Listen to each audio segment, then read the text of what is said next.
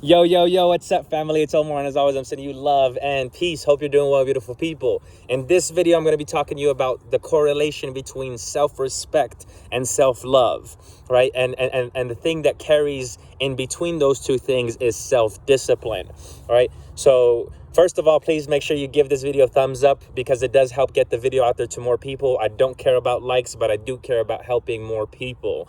And if you haven't already, please make sure you subscribe to the channel. Anyways, let's get into it. Let's talk about it. So first thing I want you to realize is that self-love comes from self-respect. You cannot love someone who you do not respect, who you do not admire, right? And if that applies for other people, how could we possibly love ourselves if we don't admire ourselves, if we don't respect ourselves? And so that usually happens. We usually don't love ourselves because we tell ourselves we're going to do something and we don't do it. We tell ourselves we're going to be someone and we're not that person. We don't show up as that person. We tell ourselves we're going to react or not react certain ways, and yet we still keep doing the same thing over and over and over again. So what that does is forces us to lose credibility with ourselves. That forces us to lose the value in our own words when it comes to talking to ourselves, right?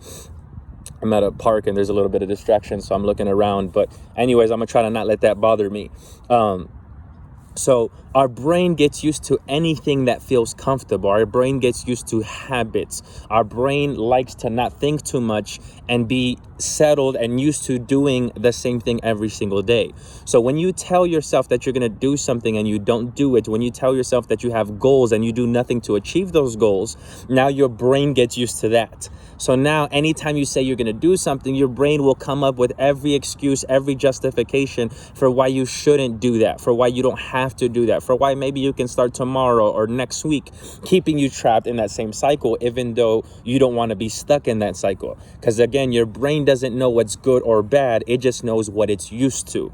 It just likes operating in a subconscious program.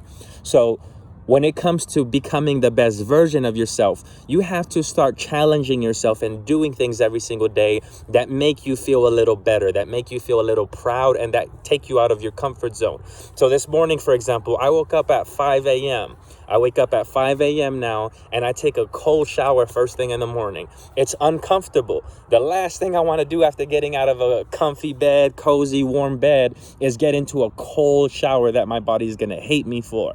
However, doing that forces me to override my brain, forces me to say, hey, I know this is not going to be fun. I know this is not going to be comfortable, but I'm going to choose to do it anyways because I am in charge of my mind, not the other way around. I am not a victim or a slave to my mind, all right? Then afterwards, I pray, I meditate, I do my thing, and I was at the gym at 6 a.m. By 6 a.m., I'm working out with my brother Michael, and we went hard at the gym for 2 hours. Now it's not even 9 a.m. yet, and I already feel like I've accomplished a lot. I already feel like I can keep accomplishing anything that I put my mind to. I feel really proud of myself because I have conviction.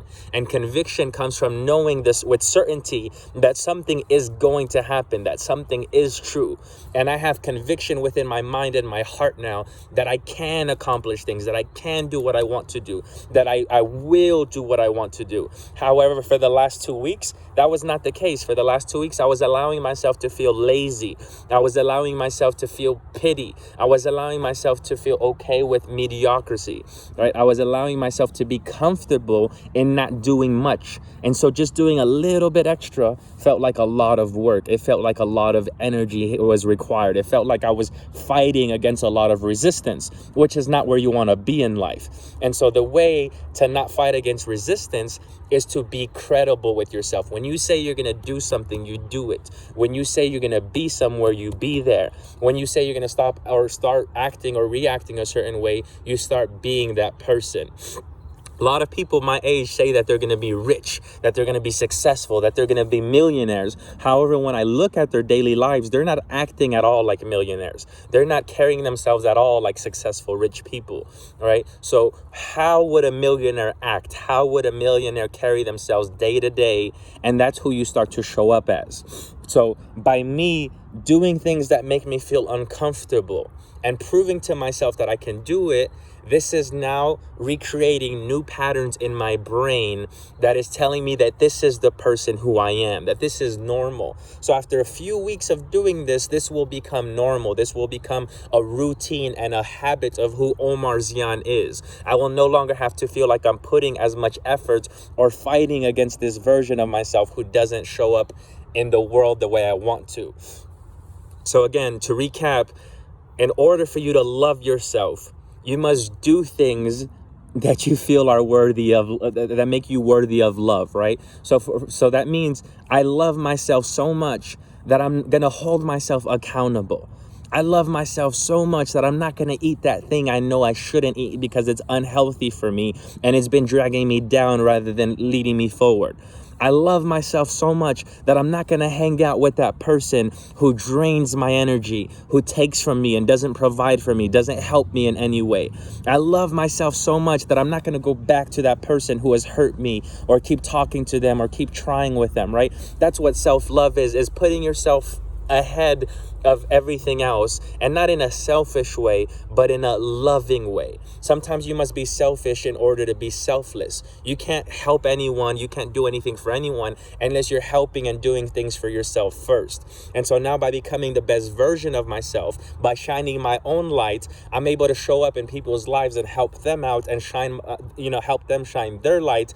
And that creates a cause and effect into the world, which then changes reality and makes it a better place to live. Anyways, I hope you appreciate this message. I hope it helps you or somebody you know. If anybody comes to mind that you think this video might help, please send this video to them. And anyways, as always, I'm sending you love and peace, family.